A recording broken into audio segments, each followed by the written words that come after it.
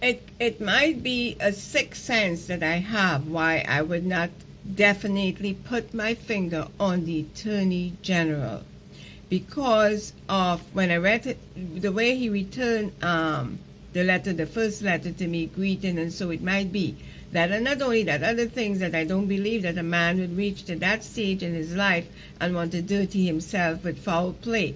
I also don't believe that, but the it's just the caseworker, the way her actions went, the way her whole, she didn't talk to me on the phone but once, is true, and it was only about email. She was like a hunter with emails looking for files, okay? She gave out that sort of a thing that I don't want to meet or greet you.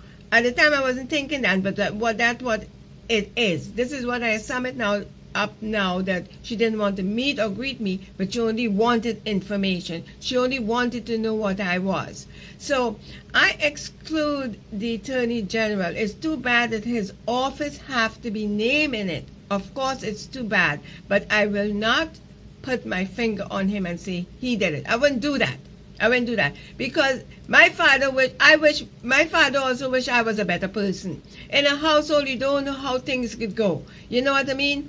So I would not dearly put my finger, but I'll tell you something. With those 8 books that came back from the Attorney General office, had I collect that in the bulk of quarterly report that I got from the basement, I would have gladly enjoyed that then, because every little thing count. I'll buy a ton load of bagel and stick it in my refrigerator to make sure I had food.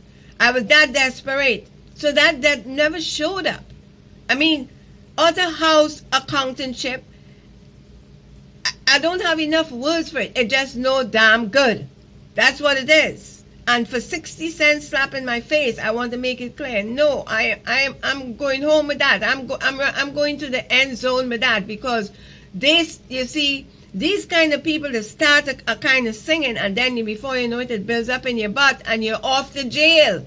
And I, as a poor woman, they then put me to sleep in a car. What else do they want to do to me now? As I said before, Order House never told me that they were going to get the ISBN number. Order House never did. I paid them on February 27, 2002. The ISBN number came in the mail to me in Massachusetts on the 6th of 2002. They never, I was like surprised in the mail also, because I didn't go through that ISBN number process with the ebook. No, Order House never. Order House name is on the ISBN number. I would not go and get the ISBN number and put my book for ISBN number as a fiction. No, I would not. No. All of those sorts of stuff is a razzle dazzle. You know what I mean? They have meaning. I don't know by they collecting it if they was authorized to get it or not as a biography. I don't know the fine points of ISBN. I know about copyrighted. I don't know how to get the ISBN number. The ISBN number to me is not a big deal. It might have bearing, it might have some bearing to why they did so without me knowing. I've heard on the internet that there's a control factor, but I don't know how deep that goes and what the law is about who should get an autobiography ISBN number. And I don't know if it have fine laws in it. I really don't know. To me, that's not a big thing. The ISBN number is not a great thing for me, only that they should not have put it as a fiction. What concerned me is the way they keep the books, and that how they deny of giving you your royalties. I don't like their business ways at all. As I said, yes, I did like first book when I first joined them with my ebook. Yes, I certainly liked it.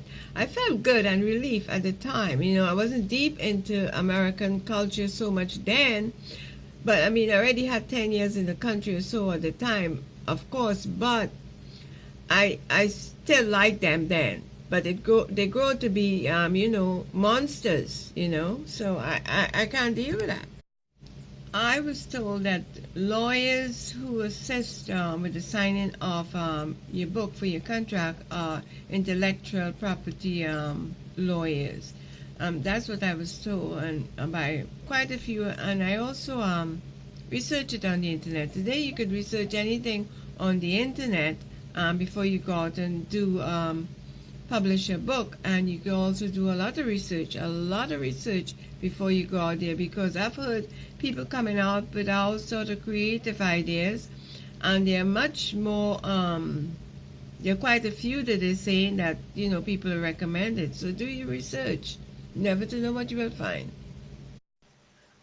Before I met or was with Facebook, Ivis House was the first letter I get concerning publishing. It came like out of the blues, from nowhere it came, and I answered them, and they answered me, and then suddenly the next letter came from Facebook. So it was Ibis House who contacted me first, and then came First Books. That's how I came in contact with First Book back in 1998.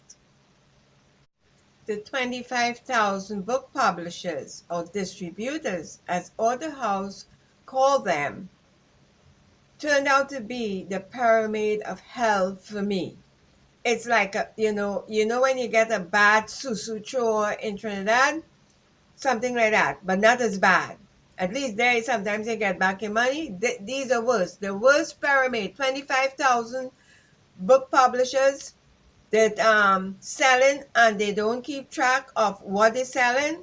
Never heard of it. Nuts.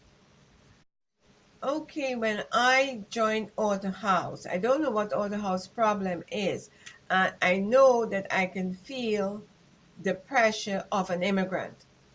Um, that shouldn't be a problem. If you take my money, there shouldn't be no problem at all. Give me what I paid you for, and they haven't done that, so I want my money back. I want to state that when I copyright in America, in Washington D.C., my book squatter, I already had my social security number. I got my social security number easy as an immigrant. I had a return ticket to Trinidad. I stayed because I was in a Pan Am accident. I also got it easy, not for working, but for banking. Because I was a seafarer, I was able to get my social security number. It's the same social security number I have to this day. Even as I became a citizen, I have the same social security number. All they did was lifted not for working offered, and they give it to me when I got my green card and went on to become a citizen. So I had a banking account from 86. I was established that way. I had my social security number when I copyright. I had my social security number when I joined um, the writers union, but I didn't have my green card when I joined the union. I didn't have my green card when I did my copyright. So I was okay in those. I don't know if they're stereotyping me, but what I know they did is messed up my account, and I know that Author House in Bloomington, Indiana, robbed me, and they robbed me terrible. Terrible. It's terrible robbery. I want my money back from them. I'm an author, yes, but I don't consider myself a writer. But I wrote my biography. My biography for me is a great accomplishment. And when you write a biography, and in my case, it took more than 20 years. Meanwhile, I had 3 children while I was doing this, and also hustling to put food on the table as a single parent. I wasn't married then, with my kids. And having done that, I consider what I did in writing my biography better than what a contractor would do when he take a contract to build a house, meaning that he make a contract for X, Y, and Z amount of money and accomplish the work. Some of them run off with your money. I didn't do that. I didn't run off with my time or procrastinate and all these sorts of stuff. I devoted time, money, energy, and love into writing my book. My husband, when I got married and we worked on the sea, when he couldn't find me, he used to come looking for me because we had separate cabin. We could sleep in any, because I'm a worker on board. I'm not a wife on board. I'm a worker on board and I am married on board. Yes, but we had separate cabin. When I get fed up with him, I go in my cabin and write in, and he will come looking for me, nowhere to find me. My writing stayed in my life longer than my husband. So I was married to my work, and I spend money on my work writing biography. And what Author House has done, I will not rest on them. They have to give me back my money. I am doing this video for a few reasons, and one of them is so that people will not buy this book. Not because I am doing this video. I don't want people to buy this book because this book is a slave. This book, My Book Squatter, is a slave. Please do not buy it. This video is not for you to go out and buy this book. For me, it's for you not. I don't care about any sales on this book. Please don't buy this book. It is a slave, and I mean it's a slave. Some people call it voodoo economy. I call it slavery and criminology. So please do not buy my book. Please. I don't care about, you could call me whatever you want, but don't buy my book. What are the house doing here with the 60 cent Samsung that they are singing? I believe in my mind they really expect me to be scared of that. Like, I must be a criminal, I must be stupid, and I must run and say, oh, the IRS is looking for me for 60 cents. What tax do I pay on that? The IRS. I'm supposed to be scared now because I'm an immigrant. It's the IRS, and submit to them, and fall under them. And I say bullshit because I don't owe you a damn thing. The minute they are singing that Psalm song, and like, you can't show me quarterly report, your attorney general cannot reply in a proper way. They're hiding and they're dodging and they're doing all this sneaky business when it's clear these people cannot even set forth. They're watching my receipt.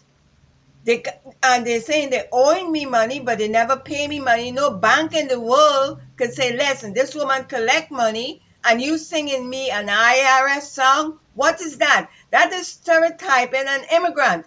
That is stereotyping an immigrant.